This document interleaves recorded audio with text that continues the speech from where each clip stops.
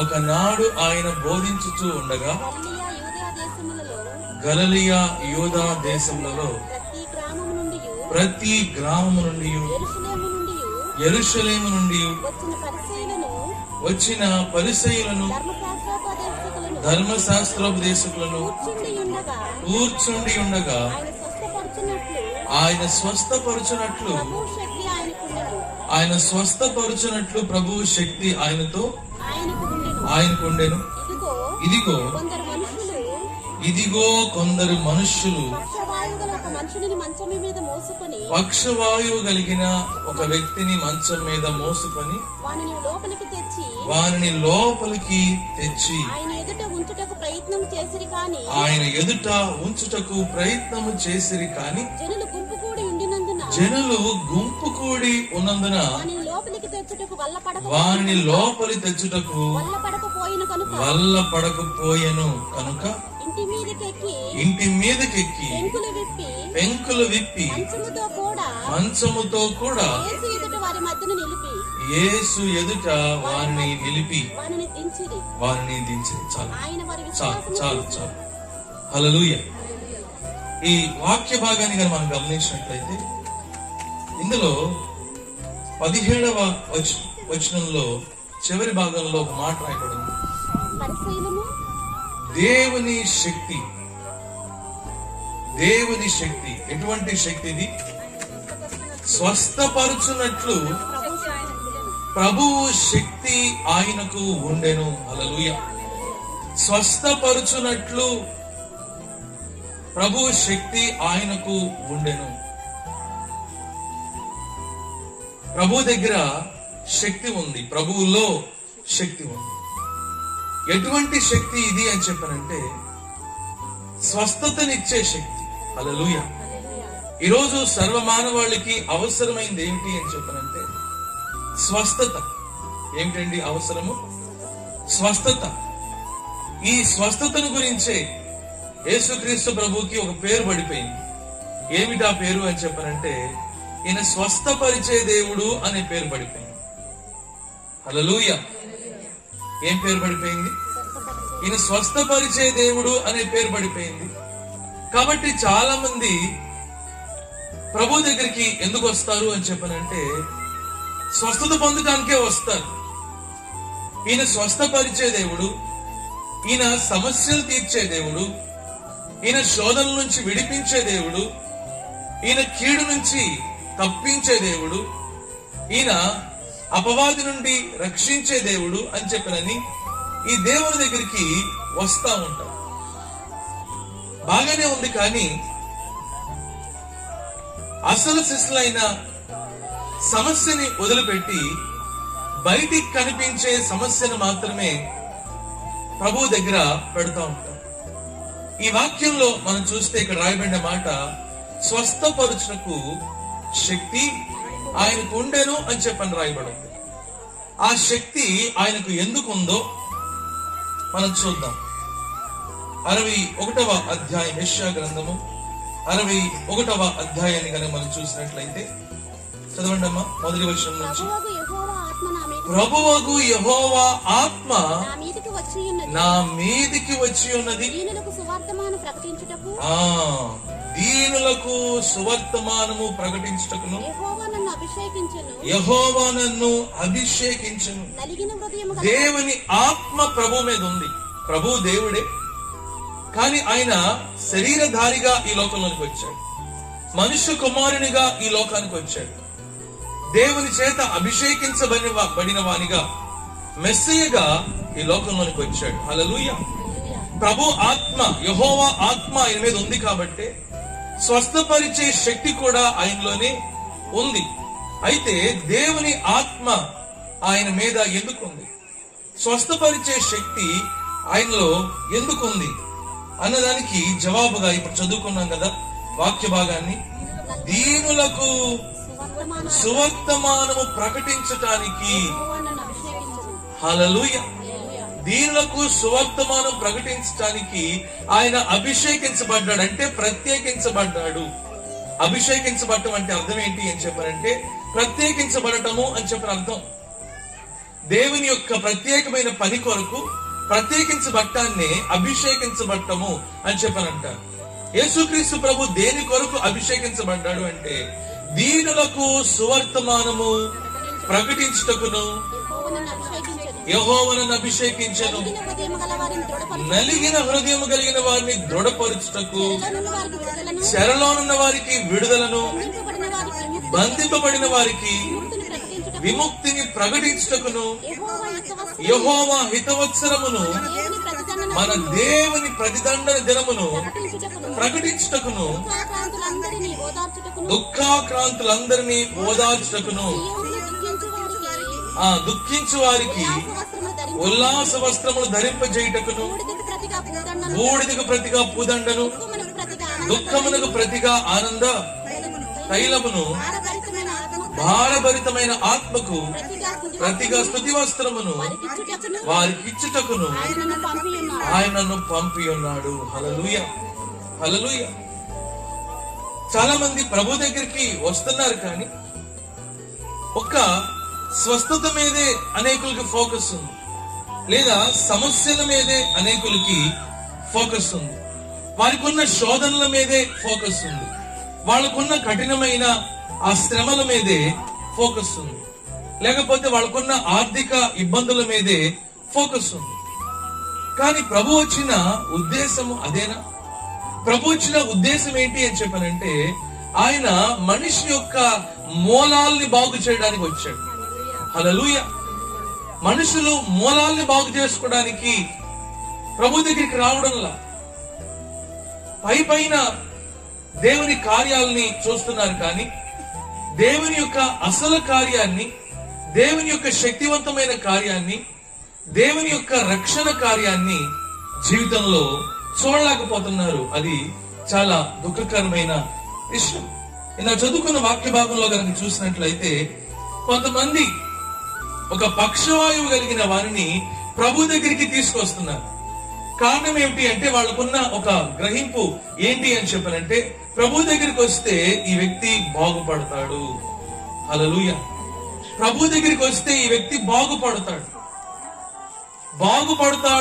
బాగుపడాలి అనే మనసు ఉన్నవారు, అలాంటి విశ్వాసం ఉన్నవారు ఏం చేయాలి? దేవుని దగ్గరికి రావాలి. లేకపోతే ఎవరినన్నా సరే బాగుపరచాలి అని చెప్పి అనుకున్న మనసున్నట్లయితే అది మన బిడ్డల్ని కావచ్చు, మన ఇంట్లో వాళ్ళని కావచ్చు, భార్యని కావచ్చు, భర్తని కావచ్చు, లేకపోతే మన బంధువుల్ని కావచ్చు, వీళ్ళు బాగుపడాలి అని చెప్పానంటే ఎవరి దగ్గరికి తీసుకురావాలి? ప్రభు దగ్గరికి తీసుకురావాలి. హల్లెలూయా, హల్లెలూయా. ప్రభువులో శక్తి ఉంది, ప్రభువులో స్వస్థపరిచే శక్తి ఉంది. ఆ ప్రభు దగ్గరికి తీసుకురావాలి. వీళ్ళు కూడా ఏం చేస్తున్నారు అని చెప్పానంటే కొందరు ప్రభు దగ్గరికి తీసుకొచ్చారు ఆ పక్షవాయువు కలిగిన వాడు. పక్షవాయువు కలిగిన వాడు అంటేనే మనం అర్థం చేసుకోవచ్చు, మరి నరాలు బలహీనంగా ఉంటాయి, ఏ పని వారు సొంతగా చేసుకోలేరు, చాలా బలహీనంగా ఉంటారు, నిష్ప్రయోజనకరంగా ఉంటారు, సరిగా మాట్లాడలేరు, ఏ పని సవ్యంగా చేయలేరు. ఒక విధంగా చెప్పాలి అని చెప్పానంటే కుటుంబంలోనే ఎంతో మరి భారం అయిపోయిన వ్యక్తుల్లాగా కనపడతా ఉంటారు. అలాంటి పరిస్థితుల్లో ఈ వ్యక్తి ఉన్నాడు. హల్లెలూయా. అయితే అతన్ని కొంతమంది వ్యక్తులు, బహుశా అతని స్నేహితులు అయి ఉండొచ్చు, వాళ్ళు ఒక పరిష్కారం ఆలోచించారు. ఏమిటి ఈ పరిష్కారము అని చెప్పానంటే డాక్టర్ల దగ్గరికి వెళ్తే పని అవట్లా, మందులు వాడుతుంటే పని అవట్లా, లేకపోతే ఇంకెక్కడికన్నా వెళుతుంటే పని అవట్లా, ఎక్కడికి వెళ్ళినా సరే ఇతని పరిస్థితి బాగోట్లేదు. కాబట్టి ఎక్కడ బాగవుతాడో అన్న విషయము వాళ్ళు తెలుసుకున్నప్పుడు వాళ్ళకి విశ్వాసం కలిగి అక్కడికి తీసుకువెళ్లారు. ఎక్కడ బాగవుతున్నారు? అందరూ ప్రభు దగ్గర బాగవుతున్నారు. హల్లెలూయా, హల్లెలూయా. ప్రభు దగ్గర ఒక వ్యక్తి స్వస్థత పొందుతున్నాడు కాబట్టి అక్కడికి తీసుకొచ్చారు ఈ వ్యక్తిని. ఆ వ్యక్తిని తీసుకొచ్చినప్పుడు ఎలా ఉందంట పరిస్థితి? జనులు గుంపు కూడి ఉన్నందున లోపలికి తీసుకురావడానికి వల్ల పడనందున ఇంటి మీదకెక్కి, వీళ్ళకున్న కోరిక ఎలాంటిదో చూడండి, వీళ్ళకున్న ఆసక్తి ఎలాంటిదో చూడండి, ఎలాగైనా సరే ఈ వ్యక్తిని ప్రభు దగ్గరికి చేర్చాలి, ఎలాగైనా సరే, ఈ ఎలాగైనా సరే అనే మనసు మనిషిలో ఎప్పుడైతే ఉంటుందో అలాంటి వ్యక్తికి ప్రభు సహాయం చేయడానికి ఇష్టపడతాడండి. హల్లెలూయా. వాక్యంలో రాయబడి ఉంది కదా, ఆశ కలిగిన ప్రాణాన్ని తృప్తిపరిచే దేవుడి దేవుడు. కొంతమంది సాకులు చెప్తా ఉంటారు, ఎందుకు రాలేకపోయావు అని చెప్పనంటే రకరకాల సాకులు చెప్తా ఉంటారు. సాకులు చెప్పేవాళ్ళు ప్రభువుకు అవసరం లేదు. ప్రభుకు కావాల్సింది ఎట్లాంటి వాళ్ళు అని చెప్పనంటే, నేను ఎలాగైనా సరే ప్రభు దగ్గరికి వెళ్ళాలి అనే మనసు కలిగిన వాళ్ళు ప్రభుకు కావాలి. హల్లెలూయా. అలాంటి వారికి ఎలాంటి ఆటంకాలున్నా, ఎలాంటి అవరోధాలున్నా, మరి ఎలాంటి కఠినమైన పరిస్థితులున్నా, ఎలాంటి క్లిష్టమైన పరిస్థితులున్నా దేవుడు వాటన్నిటి మధ్యలో కూడా వాళ్ళకు మార్గాన్ని తెరిచేవాడుగా ఉన్నాడు. హల్లెలూయా, హల్లెలూయా. వీళ్ళకున్న ఒకే ఒక్క ఆలోచన ఏంటి అని చెప్పనంటే, ఈ పక్షవాయువు కలిగిన వాడిని బాగు చేయాలి. అలా బాగు చేయగలిగిన వ్యక్తి ప్రభువు మాత్రమే. ప్రభు తప్పితే ఇంకెవరూ కూడా ఈ వ్యక్తిని బాగు చేయలేరు అని చెప్పి అనుకున్నారు. కానీ పరిస్థితులు చూస్తే ఎలా ఉన్నాయండి? అన్ని కూడా ఆటంకాలు. చుట్టూ అంతా కూడా జనసమూహం ఉన్నారు. అలాంటి పరిస్థితుల్లో వీళ్ళకొక వినూత్నమైన ఆలోచన వచ్చింది. ఏమిటి ఆలోచన అని చెప్పనంటే, మనం ఇలాగే ఎందుకు వెళ్ళాలి, మనము ఇంటి కప్పు మీద నుంచి కూడా వెళ్ళొచ్చు కదా. హల్లెలూయా. చూసారండి, దేవుని దగ్గరికి రావాలి అనే మనసు ఉంటే, మనము దేవుని సహాయం కోరినప్పుడు దేవుడు మనకు ఆలోచనలు ఇస్తాడు. ఎలాగా మనము పరిస్థితుల్ని జయించి దేవుని దగ్గరికి రావాలో దేవుడే మనకి మార్గాన్ని తెరిచేవాడుగా ఉంటాడు. హల్లెలూయా, హల్లెలూయా. ఎన్నోసార్లు మా ప్రయాణాల్లో ఆటంకాలు ఏర్పడినాయి. ఎన్నోసార్లు ఇక ఇది అవ్వదు, ఇది వల్లవదు అనే పరిస్థితులు ఎన్నో వచ్చినాయి పరిచర్య మధ్యలో. కానీ వాటన్నిటి మధ్యలో కూడా చెయ్యాలి, వెళ్ళాలి అనే మనసుండి దేవుని సన్నిధిలో ప్రార్థన చేసినప్పుడు ఎలా జరుగుతుందో మాకు తెలియదు, ఎలాగ జరిగిస్తాడో తెలియదు, ఎలాగ వెళతామో మాకు తెలియదు. కానీ ప్రార్థన చేసినప్పుడు ప్రతి ఆటంకాన్ని దేవుడు తొలగించడాన్ని మేము చూసాం. హల్లెలూయా, హల్లెలూయా. ఈరోజు అలాంటి వాళ్ళు కావాలండి దేవుని దగ్గరికి. కారణాలు చెప్పేవాళ్ళు కాదు దేవునికి కావాల్సి. ఎలాగైనా సరే దేవుని చేరుకోవాలి అనే మనసు కలిగిన వాళ్ళు దేవునికి కావాలి. ఈరోజు వాళ్ళు ఇంటి పైకప్పు మీద ఎక్కి ఏం చేశారు? పెంకులు విప్పి మంచముతో కూడా యేసు ఎదుట వారి మధ్యను వారిని దించిరి. ఆయన వారి విశ్వాసము చూచి, మనుష్యుడా నీ పాపములు క్షమించబడినాయి అని వారితో చెప్పగా,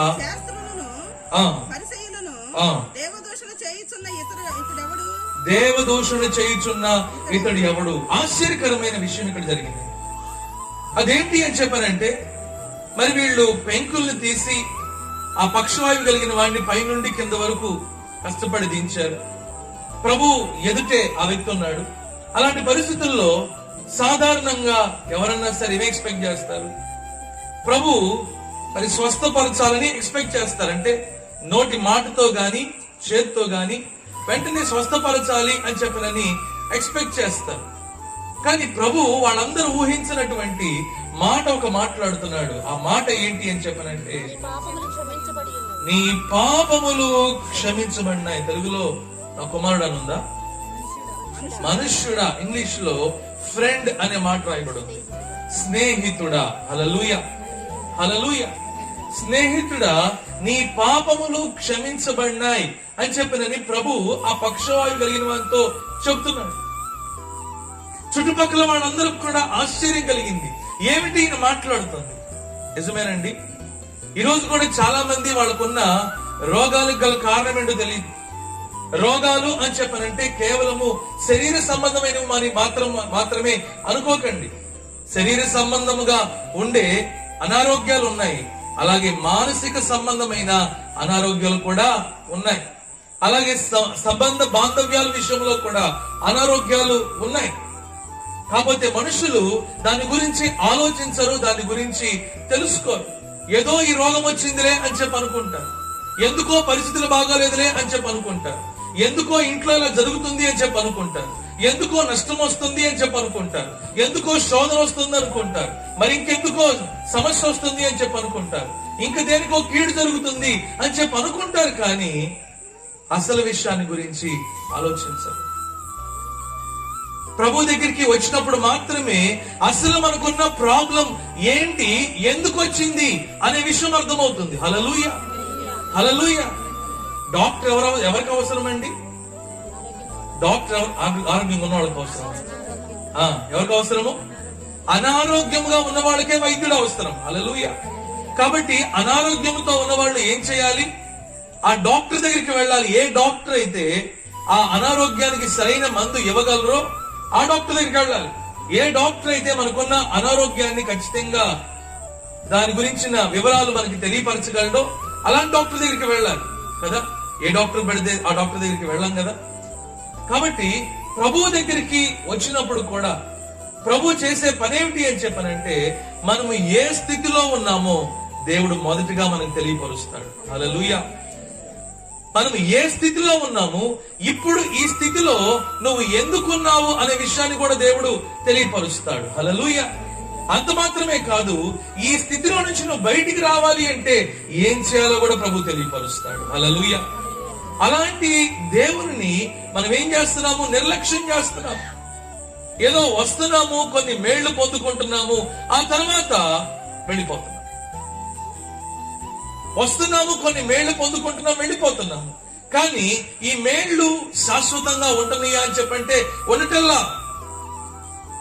ఒకసారి ఒక సమస్య, ఆ తర్వాత మరొక సమస్య, ఆ తర్వాత మరొక సమస్య, ఆ తర్వాత మరొక సమస్య. వీటికి అంతం ఎక్కడా? వీటికి ఫుల్ స్టాప్ ఎప్పుడు? యేసుక్రీస్తు ప్రభు దగ్గరికి వచ్చే అనేక మంది వాళ్ళ సమస్యల నుంచి బయటికి రావాలనే వస్తారు, మంచిదే. వారికి ఉన్న అనారోగ్యం నుంచి బయటపడాలనే వస్తారు, మంచిదే. వారికి ఉన్న మరి పరిస్థితుల నుంచి బయటపడాలని కోరుకుంటారు, వస్తారు, మంచిదే. కానీ మేళ్లు పొందుకున్న తర్వాత ఎలా జీవిస్తున్నారు అన్నది ప్రశ్న. మేళ్లు పొందుకున్న తర్వాత ఎలాగ జీవిస్తున్నారు అన్నది ప్రశ్న. ఎందుకు ఈ మాట అంటున్నాను అని చెప్పాలంటే, ఒకసారి దేవుని వాక్యాన్ని చూద్దామండి. ఇదే లూకా సువార్త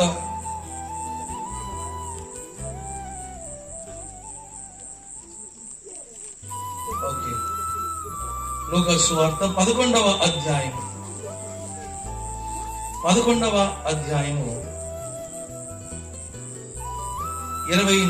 వచనం చూడండి. 24, 25. అపవిత్ర ఆత్మ ఒక మనిషిని వదిలిపోయిన తరువాత అది విశ్రాంతి వెతుకుచు ఎక్కడికంట? నీరు లేని చోట తిరుగుచుండెను. విశ్రాంతి దొరకనందున విడిచి వచ్చిన నా ఇంటికి తిరిగి వెళ్ళేదననుకొని వచ్చి ఆ ఇల్లు ఊడ్చి అమర్చియుట చూచి వెళ్ళి తనకంటే చెడ్డవైన మరి 7 అపవిత్రాత్మలను వెంట పెట్టుకొని వచ్చును. అవి అందులో ప్రవేశించి అక్కడనే కాపురముండును. అందుచేత ఆ మనుషుని కడపటి స్థితి మొదటి దానికంటే చెడ్డదగునని చెప్పెను. ప్రభు మాటలు వింటున్న ప్రతి ఒక్కరితో కూడా ప్రభు చెప్తున్నాడు ఈ మాట. ప్రభు దగ్గరికి వచ్చి మేళ్లు పొందుకున్న తర్వాత ఏం చేస్తున్నారు? ప్రభు ఎందుకు ఈ మేళ్లు చేస్తున్నాడు? అర్హత ఉన్నా అర్హత లేకపోయినా, యోగ్యులమైనా యోగ్యులం కాకపోయినా, సరిగా ఉన్నా సరిగా లేకపోయినా మన పట్ల ఆయన ఎందుకు మేళ్లు చేస్తున్నాడు? ఎందుకు చేస్తున్నాడు అని చెప్పనంటే ఆలోచిస్తామని చేస్తున్నాడు. హల్లెలూయా, హల్లెలూయా. ఎందుకు నాకు ఈ పరిస్థితి వచ్చింది? నా పరిస్థితిని బాగు చేసుకోవాలి, ఇంకెన్నడూ కూడా ఈ పరిస్థితిలోకి రాకూడదు అని బుద్ధి కలిగి, జ్ఞానము కలిగి, వివేకము కలిగి జీవితాన్ని సరి చేసుకుంటామేమో అని చెప్పనని దేవుడు అనేకుల పట్ల గొప్ప కార్యాలు చేస్తున్నాడు. హల్లెలూయా, హల్లెలూయా. కానీ మేళ్లు పొందుకున్న మనము ఏం చేస్తున్నాము?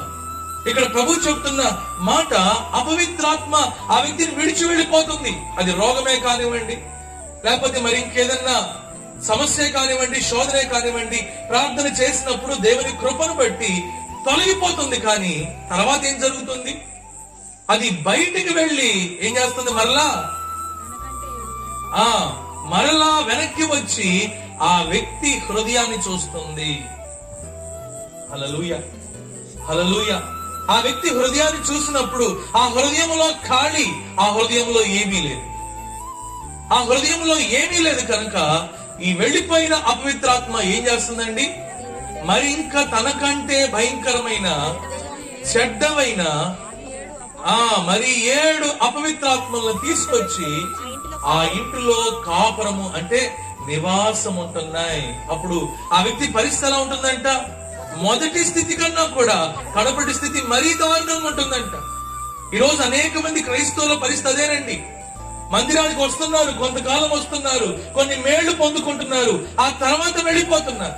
లేకపోతే మందిరానికి వస్తున్నారు, దేవుని వాక్యం మొదట్లో కొంచెం బాగానే వింటున్నట్లుగా వింటున్నారు, కానీ వారి ఆత్మీయ జీవితాన్ని గనక చూసినట్లయితే దిగజారిపోయిన జీవితం, విలువలు లేని జీవితం, ఎక్కడా కూడా దేవుని మహిమ, దేవుని ఘనత అనేది కనిపించని హృదయం. గమనించండి, దేవుని వాక్యంలో రాయబడిన మాట ఏమిటి అని చెప్పనంటే, నీ దేహము దేవుని యొక్క ఆలయమని మీరు ఎరుగరా అని చెప్పినని దేవుని వాక్యంలో రాయబడి ఉంది. హల్లెలూయా.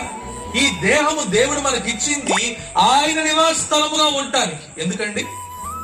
ఆయన నివాస స్థలముగా ఉండటానికి దేవుడు ఈ దేహాన్ని ఇచ్చాడు, ఈ జీవితాన్ని ఇచ్చాడు.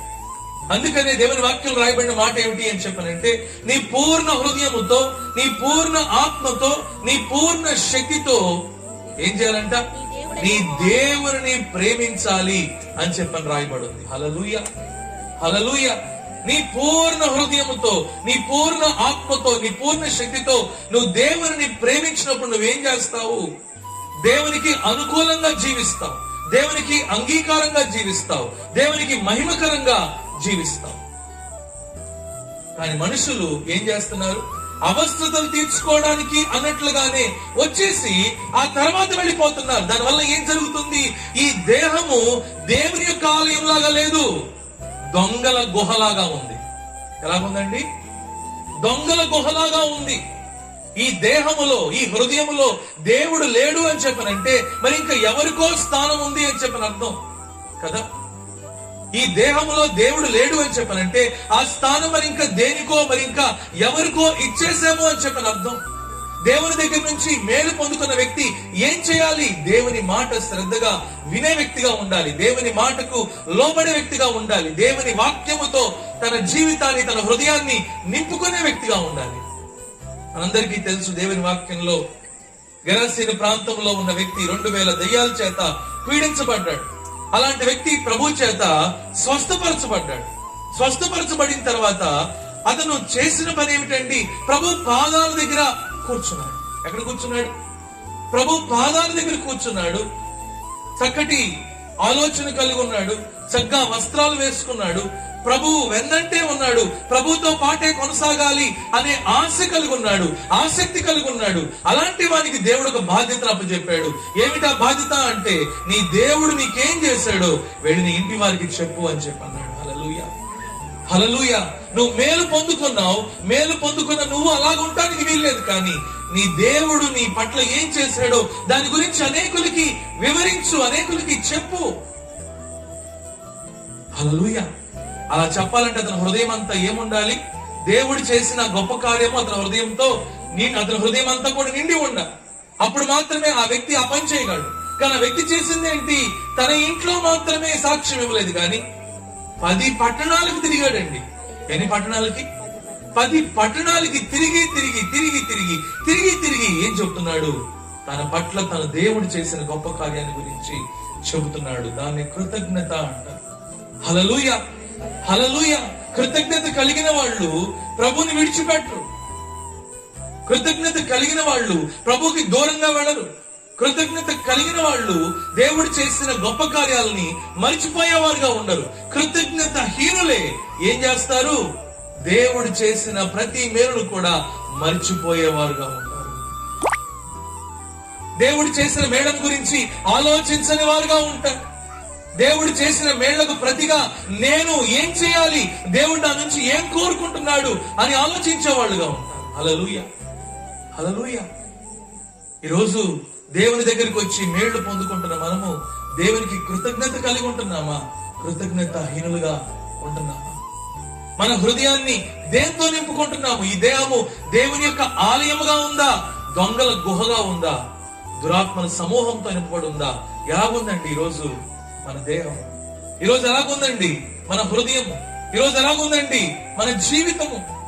ప్రభు చెబుతున్నాడు కదా, యోహాను సువార్త 3వ అధ్యాయంలో కనుక చూసినట్లయితే అక్కడ ఒక వ్యక్తి కనబడుతున్నాడండి. 5వ అధ్యాయంలో అక్కడ ఒక వ్యక్తి కనబడుతున్నాడు.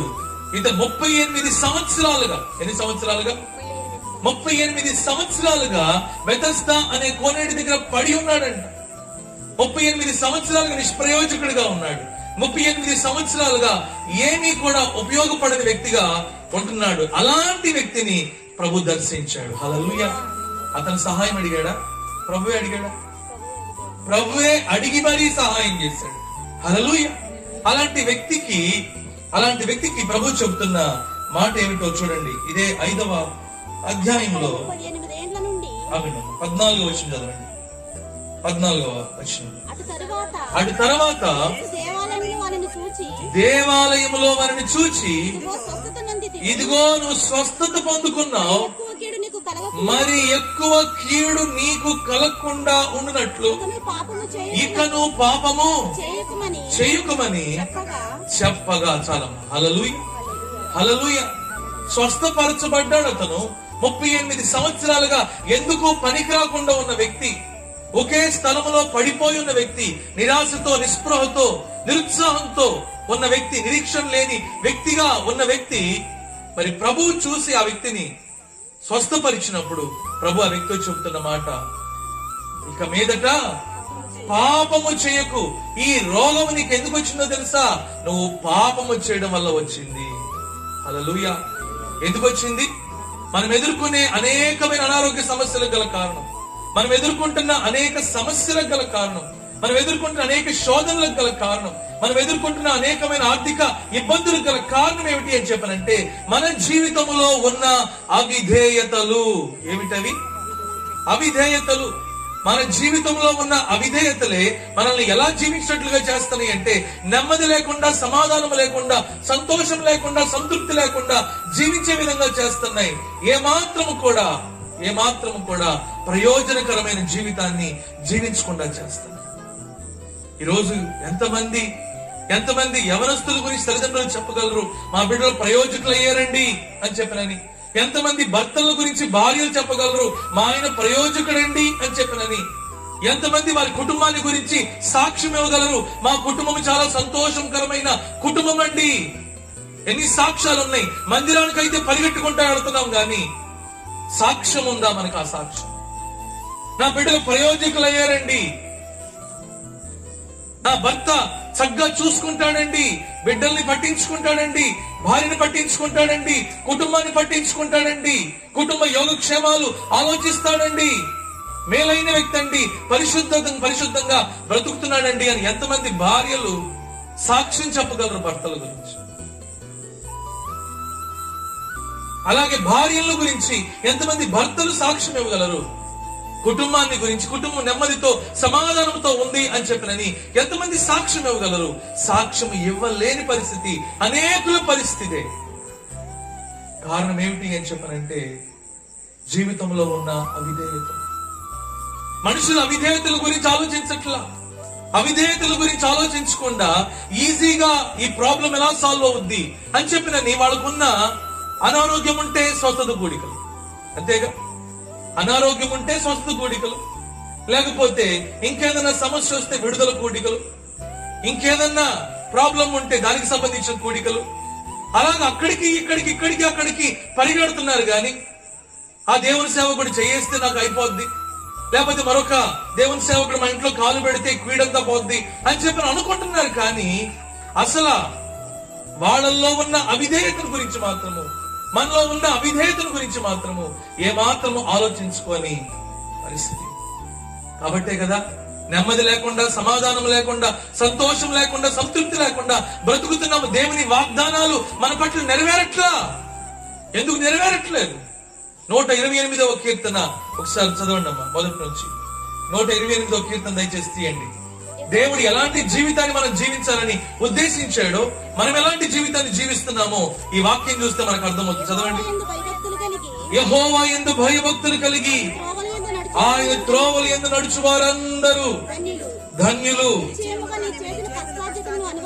నీ కష్టాజితాన్ని నువ్వు అనుభవిస్తావు. ఎప్పుడు? యెహోవా యందు భయభక్తులు కలిగి ఆయన త్రోవల్లో నడిచినప్పుడు నిశ్చయముగా నీవు నీ కష్టాజితాన్ని అనుభవిస్తావు. హల్లెలూయా. ఈరోజు దేవుని యందు భయభక్తులు కలిగి ఆయన త్రోవలో నడుస్తున్నామా అండి?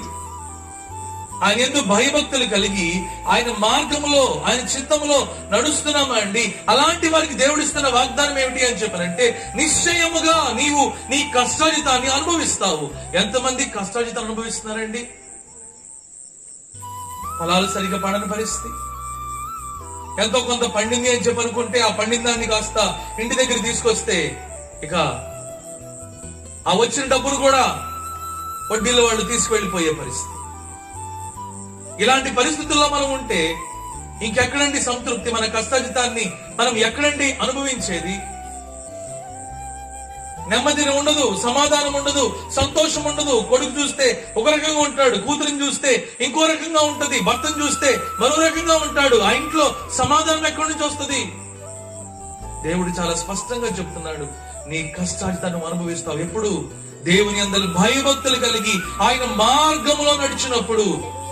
దేవుని సన్నిధికి వచ్చేవాళ్ళు కూడా ఈ మాటను పట్టుకోలేకపోవడం ఎంత దౌర్భాగ్యం అండి. దేవుని సన్నిధికి వస్తున్నాము, కానీ పట్టుకోవలసిన మాటను పట్టుకుంటున్నాము, గ్రహించవలసిన విషయాన్ని గ్రహిస్తున్నామా? దేవుడు చెబుతున్న మాట ఏమిటి? ఆయన యందు భయభక్తులు కలిగి జీవించమంటున్నాడు. భయభక్తులు కలిగి జీవిస్తున్నామా? భయభక్తులు కలిగి జీవించడం అంటే ఏమిటి?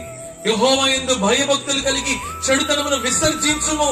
అది దేవుని యందు భయభక్తులు కలిగి జీవించడం. హల్లెలూయా, హల్లెలూయా. చెడుతనాన్ని విసర్జిస్తున్నామా? డబ్బు సరిపోవట్లేదని చెప్పేసినని, లేకపోతే అవస్థలు ఉన్నాయని చెప్పినని, వెళ్ళకూడని మార్గాల్లో చెయ్యకూడని పనులు చేస్తూ, అక్రమాలు చేస్తూ, అన్యాయాలు చేస్తూ, అవిధేయమైన కార్యాలు చేస్తూ, తప్పుడు మార్గాల్లో డబ్బులు సంపాదిస్తూ అవస్థలు తీర్చుకుంటే కుటుంబంలో నెమ్మది ఉంటుందా అండి? కుటుంబంలో సంతోషం ఉంటుందా అండి? కుటుంబంలో సమాధానం ఉంటుందా అండి? ఒక దేవుని సేవ చేస్తారు, ఆయన దేవుని సేవ చేస్తారు. ఆ వ్యక్తి కుటుంబానికి మరి వాళ్ళ పిల్లల వివాహానికి పిలిచారు. నేను కూడా వెళ్ళాను ఆ వివాహానికి. వెళ్ళిన తర్వాత అక్కడ కార్యక్రమం అంతా అయిపోయింది. ఇంటికి వచ్చిన తర్వాత నేను ప్రార్థన చేసుకుంటున్నాను. ప్రార్థన చేసుకుంటుంటే దేవుడు ఒక వాక్యం ద్వారా ఎంతో సూటిగా మాట్లాడుతున్నాడు. ఏమిటా మాటలు అని చెప్పనంటే, అవిధేయులైన వారి రుచికరమైన పదార్థాలను ఎలా తింటావు? అవిధేయులైన వారి రుచికరమైన పదార్థాలను ఎలా తింటావు అని చెప్పనని ప్రశ్న. ఎందుకు ఆ ప్రశ్న వచ్చింది అని చెప్పనంటే, ఆయన గారు ఒక పక్క సేవ చేస్తానే ఉన్నారు, మరో పక్క కుమారుడు విషయంలో చాలా కట్నం తీసుకున్నారు. సేవే, కట్నమే. దేవుడు తెలియపరుస్తున్నాడు, అవిధేయులైన వారి రుచికరమైన పదార్థాలను ఎలాగా తింటావు అని చెప్పేసి నేను మాట్లాడినప్పుడు నేను చాలా భయపడ్డాను. అప్పటి నుంచి చాలా జాగ్రత్త పడతాను. సంఘంలో కూడా ఇదే చెబుతాను. నేను అసలు ఇక్కడ ఒప్పుకోబోయే ముందే నేను చెప్పిన మాట ఏమిటంటే, నన్ను వివాహాలకు ఇన్వాల్వ్ చేయదు దయచేసి అని చెప్పన్నా. ఎందు గురించి అంటే, ఒక మాట ఉందిగా సామెత, యథార్థవాది లోక విరోధి కదా. సత్యము చాలా మందికి నష్టం ఉండదు, సత్యము చాలా మందికి ఇష్టం ఉండదు, సత్యము చాలా మందికి నచ్చదు.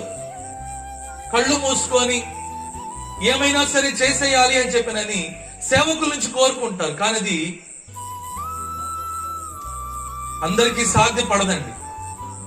దేవునికి ప్రతి సేవకుడు కూడా లెక్క అప్పచెప్పాలి. హల్లెలూయా, హల్లెలూయా. ఈ మాటలు ఎందుకు చెబుతున్నాను అని చెప్పనంటే, ఒక్కొక్కరి జీవితంలో ఒక్కొక్క విధమైన అవిధేయత. ఈ అవిధేయతల వలన కోరి కష్టాలు తెచ్చుకుంటున్నారు. కోరి కష్టాలు తెచ్చుకొని మళ్ళీ ఎక్కడికి వస్తారు? మళ్ళీ మందిరానికే వస్తారు, మళ్ళీ సేవకుని దగ్గరికే వస్తారు. అయ్యా మా అబ్బాయి జీవితం ఇలా అయిపోయింది, అయ్యా మా అమ్మాయి జీవితం ఇలా అయిపోయింది, అయ్యా మా కోడలు ఇలా ఉంది, అయ్యా మనుడు ఇలాగున్నాడు, అయ్యా మా కుటుంబం ఇలాగుంది. మనసున్న సేవకుడు నిజంగా ఏం చేయాలి? ఏం చేస్తాడు చెప్పండి? ఏం చేస్తాడు? ఆ సంబంధాన్ని, అలాంటి సంబంధాలని ముందుగానే అలా జరగకుండా జాగ్రత్తలు తీసుకుంటాడా? లేకపోతే ఎలాగైపోయినా పర్వాలేదు, వస్తారులే నా దగ్గరికి, నేను ప్రార్థన చేసేస్తాను, చెయ్యాల మీద వేసే అని చెప్పి అనుకుంటాడా? ఏమనుకుంటాడు? సరైన సేవకుడు ఎవరన్నా సరే, సరైన సేవకుడు ఎవరన్నా సరే సంఘానికి నష్టం కలగకుండా చూస్తాడు. హల్లెలూయా. కుటుంబాలు కట్టబడాలని చూస్తాడు. హల్లెలూయా. జీవితాలు బాగోవాలని చూస్తాడు. హల్లెలూయా. వాళ్ళకి క్షేమం కలగాలని చూస్తాడు. హల్లెలూయా. వారికి మేలు కలగాలని చూస్తాడు. ఆ క్షేమం కలిగే మార్గము, మేలు కలిగే మార్గము విన్నవాడికి ఇష్టమైన కష్టమైన వాళ్ళతో చెప్పమని దేవుడు చెప్పమని చెబుతాడు. హల్లెలూయా, హల్లెలూయా. కాబట్టి ఈరోజు దేవుని మాట వినకపోవడం వల్ల, దేవుడైతే తెలియపరుస్తున్నాడు కానీ, దేవుడైతే చెప్పిస్తున్నాడు కానీ, ఎంతమంది దేవుని మాటలు వింటున్న వారు ఉన్నారండి? ఎంతమంది దేవుని మాటలు వింటున్న వారు ఉన్నారు? ఈ సేవకుడు కాబట్టి మరొక సేవకుడు అనే పరిస్థితుల్లో ఈరోజు ప్రపంచం ఉంది. ఎందుకంటే సేవకులు ఫ్రీగా ఉన్నారు కదా. కొంతమంది అసలు దీని గురించి పట్టించుకోరు. అంత టైం వాళ్ళకు ఉండదు, అంత ఆలోచన వాళ్ళకు ఉండదు. కానీ నష్టపోయేది ఎవరు? నష్టపోతున్నది ఎవరు? మనం కాదా? మన జీవితాన్ని చేజేతులారా మనం నాశనం చేసుకోవట్లేదా? మన కుటుంబాన్ని చేజేతులారా మనం పాడు చేసుకోవట్లేదా? మన సంతోషాన్ని చేజేతులారా మనం పోగొట్టుకోవట్లేదా? మన జీవితంలో నెమ్మది సమాధానం లేకుండా మనం చేసుకోవట్లేదా? కాబట్టి దేవుని వాక్యము మన జీవితంలో సఫలం కావట్లేదండి, నెరవేరట్లేదు. యెహోవా యందు భయభక్తులు కలిగి ఆయన త్రోవల యందు నడుచు వారందరూ ధన్యులు. నిశ్చయముగా నీవు నీ చేతుల కష్టాజితాన్ని అనుభవిస్తావు. నీవు ధన్యుడవు, నీకు మేలు కలుగును. నీ లోగిట నీ భార్య ఫలించు ద్రాక్షావళి వలె ఉండును. నీ భోజన బల చుట్టూ నీ బిడ్డలు ఒలీవ మొక్కల వలె ఉంటారు. హల్లెలూయా, హల్లెలూయా. నీ భార్య దీవెనకరముగా ఉంటుంది, నీ బిడ్డలు కూడా ఆశీర్వాదకరముగా ఉంటారు, అంటే ప్రయోజకులుగా ఉంటారు. హల్లెలూయా. ఎవరిని గురించి చెబుతున్న మాట? ఎవరైతే దేవుని మాట వింటారో, ఎవరైతే దేవుని మాటకు విధేయత చూపిస్తారో, ఎవరైతే దేవుడు నడవమన్న మార్గంలో నడవటానికి ఇష్టపడతారో అలాంటి వారిని గురించి చెబుతున్నాం. కానీ ఈరోజు అలాంటి జీవితము ఉంటుందా అండి మనకి? అలాంటి జీవితం ఉంటుందా? దేవుని దగ్గరికి వస్తున్నాము, కొన్ని మేళ్లు పొందుకుంటున్నాం, కానీ ఆయన మాటకు విధేయత చూపిస్తున్నామా? వస్తున్నాము, మేళ్లు పొందుకుంటున్నాము, కానీ దేవునికి భయపడుతున్నామా? దేవునికి లోపడుతున్నామా? దేవుని మార్గంలో నడవటానికి ఇష్టపడుతున్నామా? మళ్ళా ఇంకేదో శ్రమ, మళ్ళా ఇంకేదో శోధన, ఇంకేదో ఇబ్బంది, మరలా దుఃఖము, మరలా బాధ. దేవుడు తెలియపరుస్తున్నాడు. ఒకసారి అపవిత్రాత్మ విడిచి వెళ్ళిపోయిన తర్వాత మరలా తిరిగి వచ్చినప్పుడు, చూసినప్పుడు ఆ దేహము లేకపోతే ఆ గృహము ఖాళీగా ఉన్నట్లయితే మరి అంతకన్నా ప్రమాదకరమైన చెడ్డవైన 7 దురాత్మల్ని తీసుకొస్తాయంట. ఆ 7 దురాత్మలు ఆ గృహంలో నివాసం ఉంటాయంట. ఆ వ్యక్తి యొక్క పరిస్థితి మునుపటి పరిస్థితి కన్నా కూడా భయంకరంగా ఉంటుంది. హల్లెలూయా. ఈరోజు ఎంతమంది అండి అలాగ మేళ్లు పొందుకొని దేవుని పక్కన పెట్టిన వాళ్ళు, మేళ్లు పొందుకొని దేవుని విడిచిపెట్టేసిన వాళ్ళు ఎంతమంది? విడిచిపెట్టేయడం అంటే కేవలం మందిరాన్ని విడిచిపెట్టడం కాదండి. విడిచిపెట్టడము అని చెప్పనంటే దేవుని విలువలు లేకుండా బ్రతకడము. దేవుని విలువలు కలిగే బ్రతుకుతున్నామా మనము? దేవుని విలువల ప్రకారం బ్రతుకుతున్నామా మనము? ప్రభు ఎందుకు వచ్చాడు అని చెప్పనంటే కేవలం బాహ్య సంబంధమైన స్వస్థతని ఇవ్వడానికి రాలేదండి. ఆయన అంతరంగములో కార్యాన్ని చేయడానికి వచ్చాడు. హల్లెలూయా. మేళ్లు పొందుకున్న వాళ్ళు దేవుని దగ్గర కూర్చోవాలి, దేవుణ్ణి అడగాలి, ప్రభువా నా హృదయములో, నా జీవితంలో కార్యం చేయండి అని చెప్పి అడగాలి. అడుగుతున్నారు ఈరోజు? దేవునికి ఒక స్తుతి చెప్పడం, దేవునికి కానుక ఇవ్వడం, ఆ తర్వాత అన్నీ మర్చిపోయి, అంతా మర్చిపోయి, నీకు లోకానికి ఏమీ తేడా ఉండదు. నువ్వు జీవించే జీవితానికి లోకంలో ఉన్న వారికి ఏమి తేడా ఉండదు. కాకపోతే డిఫరెన్స్ ఏంటంటే నువ్వు మందిరానికి వస్తావు, మందిరానికి రారు, అంతే డిఫరెన్స్. అంతకు మించి ఎటువంటి వ్యత్యాసము లేదు. కాబట్టి మన జీవితం ఎలాగ ఉంటుంది? శాపగ్రస్తంగా ఉంటుంది. చాలని బ్రతుకులు, నెమ్మది లేని బ్రతుకులు, సమాధానం లేని బ్రతుకులు, సంతోషం లేని బ్రతుకులు, సఫలత లేని బ్రతుకులు, ఫలము లేని బ్రతుకులు, దేవుని శక్తి లేని బ్రతుకులు అయిపోతున్నాయండి ఈరోజు మన జీవితం. ప్రభు ఎలాంటి వారి కోసము వచ్చాడు అని చెప్పనంటే దీనులకు సువర్తమానము ప్రకటించడానికి వచ్చాడు ఆయన. హల్లెలూయా, హల్లెలూయా. ఆ పక్షవాయువు కలిగిన వ్యక్తి ప్రభు దగ్గరికి వచ్చినప్పుడు ప్రభు అతనితో అన్న మాట ఏమిటి? నీ పాపములు క్షమించబడినాయి అని. ఎందుకన్నాడు తెలుసా? ఆ వ్యక్తి తన పాపముల నిమిత్తం ఖచ్చితంగా దుఃఖపడి ఉంటాడు. అతని పాపముల నిమిత్తం అతను బాధపడి ఉంటాడు. అతను చేసిన పనికిమాలిన పనులన్నింటిని బట్టి కూడా పశ్చాత్తాపడి ఉంటాడు, మారు మనసు పొందుంటాడు. అందుకే ప్రభు అంటున్నాడు, స్నేహితుడు, ఆ friend, your sins are forgiven. నీ పాపములు క్షమించబడినాయి. హల్లెలూయా, హల్లెలూయా. ఈరోజు దేవుని దగ్గరికి వస్తున్న మనము మన హృదయాలను పరీక్షించుకుంటున్నామా అండి? మన జీవితంలో ఉన్న అవిధేయతలను బట్టి దుఃఖిస్తున్నామా అండి? లేకపోతే కేవలం దేవునికి ఒక కానుకిస్తే సరిపోద్ది, దేవునికి ఒక స్తుతి చెల్లిస్తే సరిపోద్ది అని చెప్పి అనుకుంటున్నామా? లేకపోతే మన జీవితాల్ని పరీక్షించుకొని సరి చేసుకునే వారిగా ఉంటున్నామా? ఎలాగుంటున్నాం మనము? ఆయన దీనులకు సువర్తమానం ప్రకటించడానికి వచ్చాడు. ఈ రోగం కాదు, ఎందుకన్నా కీడు నీకు రాకుండా ఉండాలని ప్రభు ఏమంటున్నాడు? నీకు శుభవర్తమానం అందిస్తున్నాను అని చెప్పి అంటున్నాడు. హల్లెలూయా, హల్లెలూయా. కానీ సువర్తమానం ఎంతమంది అండి పట్టించుకుంటుంది? ఎంతమంది సువర్తమానమును పట్టించుకుంటున్నారు? ఎంతమంది సువర్తమానానికి లోబడుతున్నారు? ఎంతమంది సువర్తమానము వారు అనుభవించి దాన్ని ఇతరులకు చెప్పేవారుగా ఉన్నారు? మనకు తెలిసిన సువర్తమానం ఏంటి అంటే హ్యాపీ క్రిస్మస్ అంటాం, హ్యాపీ న్యూ ఇయర్ అంటాం, హ్యాపీ ఈస్టర్ అంటాం. ఆ టైంలో బాగా తినటం, తాగటం, పడుకోవడం, అటు ఇటు తిరగడం. ఇంకొంచెం మందిరానికి వెళ్ళేవాళ్ళైతే మందిరానికి వెళ్ళటం. ఇంతకు మించి మన జీవితంలో ఎక్స్ట్రా ఏమన్నా కనపడుతుందా? శుభవర్తమానము నిజంగా మనకు శుభకరంగా మారిందా? మన జీవితానికి, మన హృదయానికి, మన కుటుంబానికి శుభకరంగా మారిందా? ఎన్నిసార్లు దేవుడు స్వస్థపరుస్తాడండి? ఎన్నిసార్లు దేవుడు సహాయం చేస్తాడండి? ఎన్నిసార్లు దేవుడు ఆదుకుంటాడండి? ఎన్నిసార్లు దేవుడు విడిపిస్తాడండి? ఎన్నిసార్లు దేవుడు రక్షిస్తాడండి? దేవుడు కోరుకుంటుంది ఏమిటి అని చెప్పనంటే నీ హృదయం బాగాలేదు. ఏం బాగాలేదు? నీ హృదయం బాగాలేదు. తీయండి ఇర్మియా గ్రంథం 17వ అధ్యాయం. The heart is desperately wicked and is deceitful above all things. చదవండి ఇర్మియా గ్రంథం 17వ అధ్యాయం చదవండి. హృదయము అన్నిటికన్నా మోసకరమైనది, ఘోరమైన వ్యాధి కలిగినది, దాన్ని గ్రహింపగలిగిన వాడెవడు? నీ దేవుడు మాత్రమే దాన్ని గ్రహించగలడు. నీ దేవుడు మాత్రమే నీకు ఆ గ్రహింపు ఇవ్వగలడు. తాత్కాలికంగా ఏవో కొన్ని మేళ్లు, కొన్ని స్వస్థతలు, కొన్ని గొప్ప కార్యాలు చూసేసి దీన్ని బట్టి సంతోషపడిపోయి మరలా అదే బ్రతుకుతున్నావేమో. దేవుడు మాట్లాడుతున్నాడు. నీ హృదయంలో ఏముంది?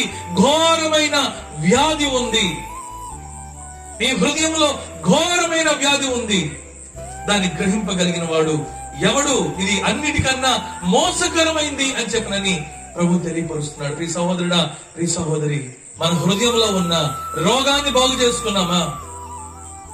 మన హృదయంలో ఉన్న రోగాన్ని కుదిరించుకున్నామా? మన హృదయంలో ఉన్న రోగం నిమిత్తము దేవుని సన్నిధిలో అడిగామా? ప్రభువా, నా హృదయం బాగాలేదయ్యా. దేన్ని బట్టి చెప్తాం హృదయం బాగాలేదని? మన ఆలోచనలు, మన క్రియలు, మన మాటలు, మన జీవితము, మన సాక్ష్యము. దీన్ని బట్టి చెప్పొచ్చు మన హృదయం ఏ రీతిగా ఉందో, మన హృదయము పరిశుద్ధంగా ఉందో, లేకపోతే మన హృదయము దుర్నీతితో నిండిపోయి ఉందో మన జీవితాన్ని బట్టి చెప్పొచ్చు. వాక్యంలో రాయబడిన మాట మత్తయి సువార్త 15వ అధ్యాయంలో రాయబడిన మాట ఏమిటో ఒకసారి చూద్దామండి. మత్తయి సువార్త 15వ అధ్యాయంలో, వేషధారులారా, ఈ ప్రజలు తమ పెదవులతో ఘనపరచుదురు గాని వారి హృదయము నాకు దూరంగా ఉన్న దేవునికి కావాల్సిన హృదయం అండి. మన కానుకలు కాదండి ప్రభువుకు కావాల్సింది. మన కానుకలు కాదు, మన కూడికలు కాదు. ప్రభువుకు కావాల్సింది ఏంటి? నీ హృదయం ప్రభువుకు కావాలి, నువ్వు ప్రభువుకు కావాలి, నీ జీవితం ప్రభువుకు కావాలి, నీ సాక్ష్యం ప్రభువుకు కావాలి. మనం ఏం చేస్తున్నాము?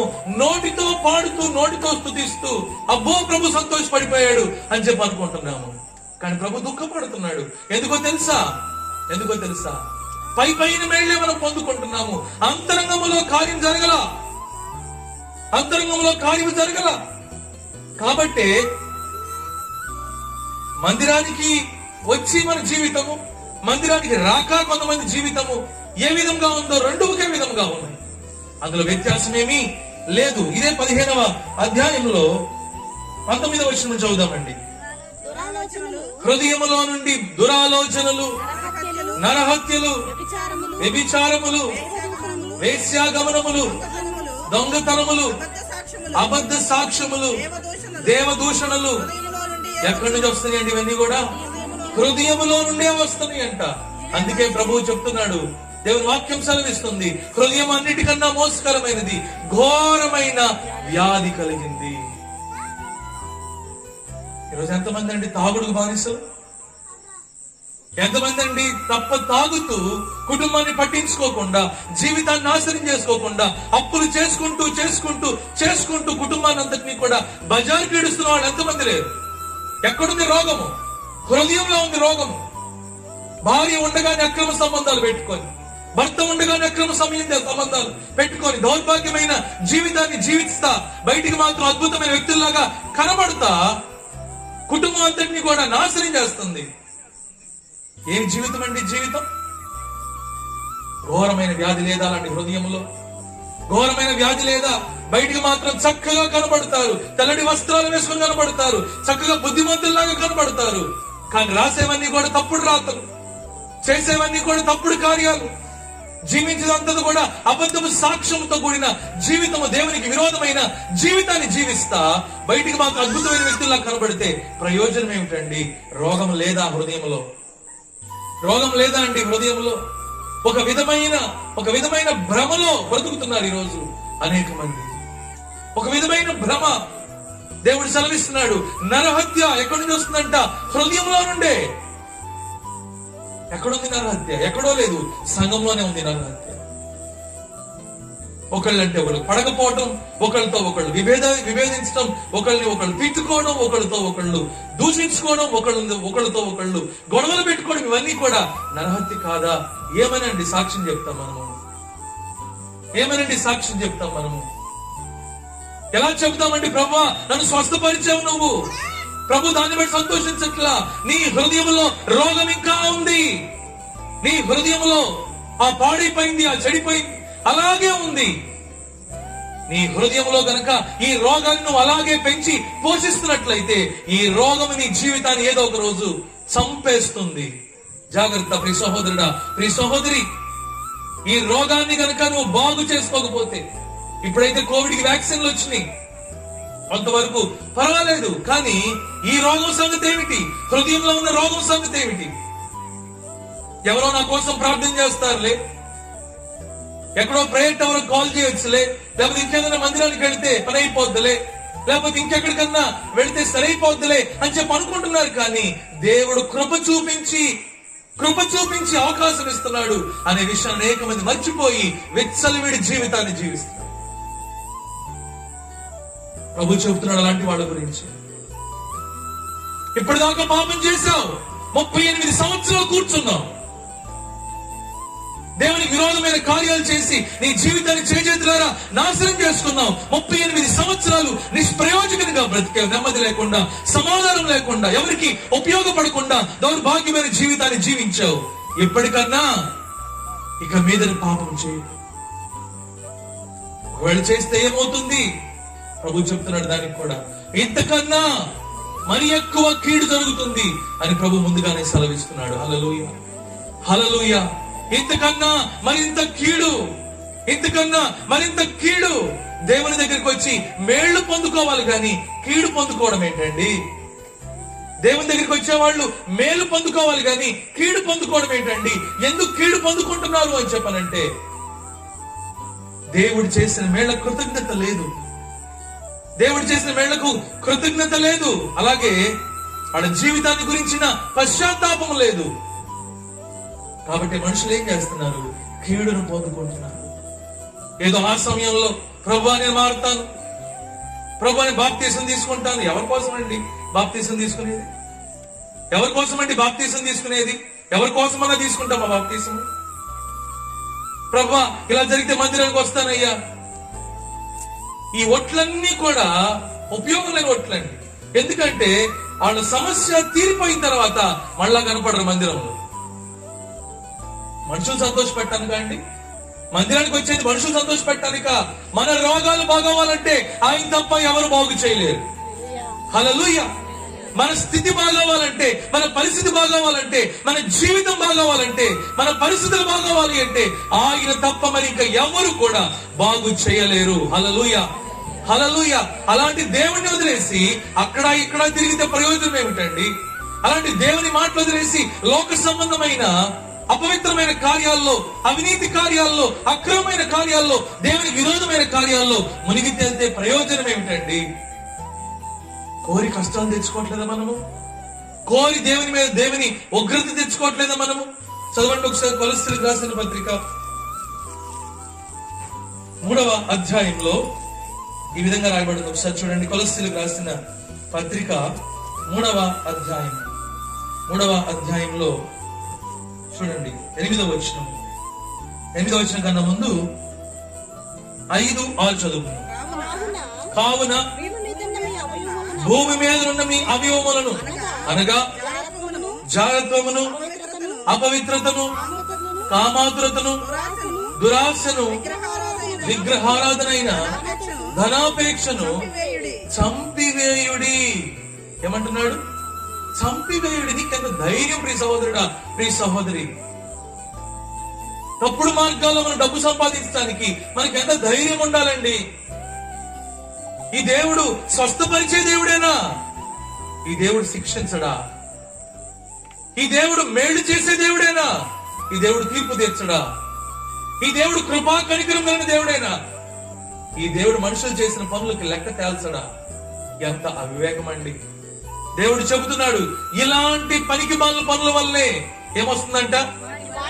వాటి వలన దేవుని ఉగ్రత. మనుషులు కాదండి, మనుషులు కాదు, దేవుని ఉగ్రత వస్తుందంట. హల్లెలూయా, హల్లెలూయా, హల్లెలూయా. మనుషులు కాదండి చేసేది, దేవుని దగ్గర నుంచి వస్తున్న ఉగ్రత. ఎందుకో తెలుసా? దేవుడు చేసిన మేళ్ళకి నీ కృతజ్ఞత లేదు. దేవుడు చేసిన గొప్ప కార్యాలను బట్టి విలువ లేదు. దేవుడు నీ పట్ల చూపిస్తున్న కృపను బట్టి, ప్రేమను బట్టి ఏమాత్రం కూడా లక్ష్యము లేదు. అలాంటి వాళ్ళ గురించి ప్రభువు చెప్తున్నాడు. ఎవరైతే దేవుని పట్టించుకోకుండా, దేవుని మాటల్ని పట్టించుకోకుండా, దేవుని చిత్తాన్ని పట్టించుకోకుండా, దేవుని మహిమను పట్టించుకోకుండా, దేవుని పరిశుద్ధతను పట్టించుకోకుండా ఎవరైతే విచ్చలవిడి జీవితాలు జీవిస్తారో అలాంటి వాటి గురించి వాక్యంలో రాయబడిన మాట, దేవుని ఉగ్రత అవిధేయుల మీదకి వచ్చును.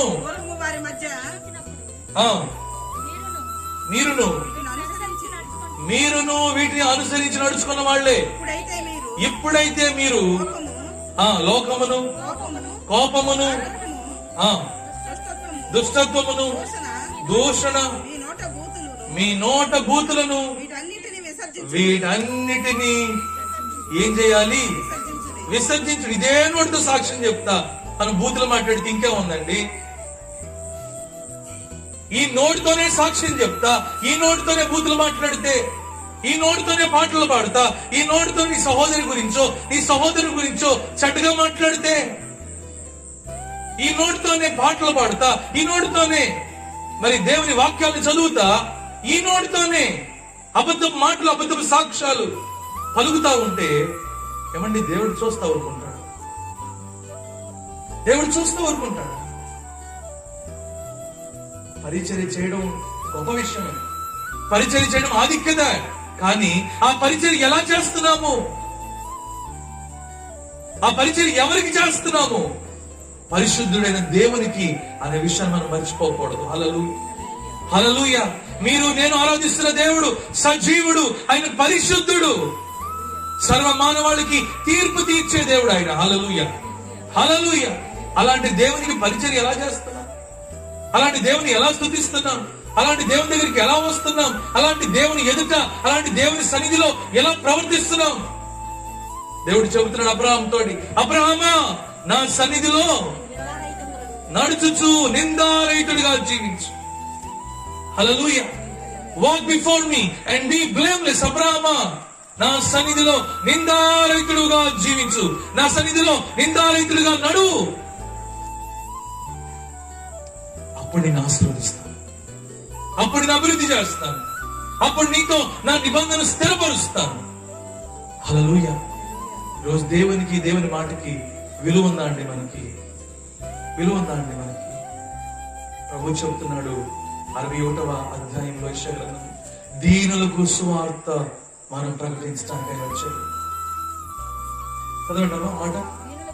దీనులకు సువార్తమానమును ప్రకటించుటకును యెహోవాను అభిషేకించను, నలిగిన హృదయం కలిగిన వారిని దృఢపరుచుటకును, చెరలో ఉన్న వారికి విడుదలను, బంధింపబడిన వారికి విముక్తిని.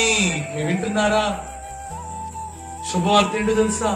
ఈరోజు ఎంతమంది తల్లులు ఏడుస్తున్నారండి కుమారుల గురించి, కుమార్తెల గురించి? ఎంతమంది భార్యలు ఏడుస్తున్నారండి భర్తల గురించి? ఎంతమంది భర్తలు ఏడుస్తున్నారండి భార్యల గురించి? ఒకరిని గురించి ఒకరు ఎంతమంది ఏడుస్తున్నారండి? వాళ్ళందరికీ ప్రభు చెప్తున్నాడు విడుదల ఉంది. హల్లెలూయా, హల్లెలూయా. విడుదల ఉంది. ఎప్పుడో తెలుసా? నువ్వు పశ్చాత్తాపంతో దేవుని దగ్గరికి వచ్చినావు. హల్లెలూయా. నువ్వు మారు మనసుతో ప్రభు దగ్గరికి వచ్చినప్పుడు, హల్లెలూయా, ఒక నిర్ణయాన్ని తీసుకొని దేవునికి మహిమకరంగా జీవించాలి అనే మనసుతో నిర్ణయాన్ని తీసుకొని నువ్వు దేవుని దగ్గరికి వస్తే నీ నిరీక్షణ ఉంది. హల్లెలూయా, హల్లెలూయా. అలాగే ప్రభు ఇంకో పని చేయడానికి కూడా వచ్చాడు. అదేంటో తెలుసా? యెహోవా ప్రతిదండన దినమును ప్రకటించుటగానే వచ్చాడు. చాలా హల్లెలూయా. ప్రతిదండన అంటే ఏంటి తెలుసా అండి? ఈ శుభవార్తని ఎవరైతే నిర్లక్ష్యం చేస్తారు, ఈ శుభవార్తను ఎవరైతే పక్కన పెట్టేస్తారు, ఈ శుభవార్తను ఎవరైతే పట్టించుకోరు, అలాంటి వారందరికీ ఏముందంట? ప్రతిదండన అంటే తీర్పు తర్వాత వచ్చే శిక్ష ఉంది అని ప్రభు తెలియపరుస్తుంది.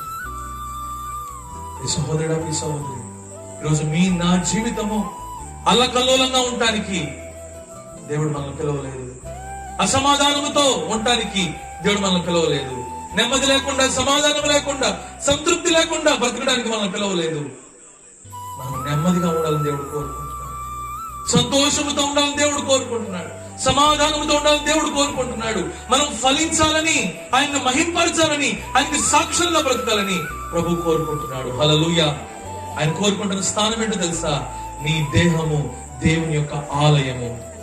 హల్లెలూయా, హల్లెలూయా. ఆయన కోరుకుంటున్నది ఏమిటో తెలుసా అండి?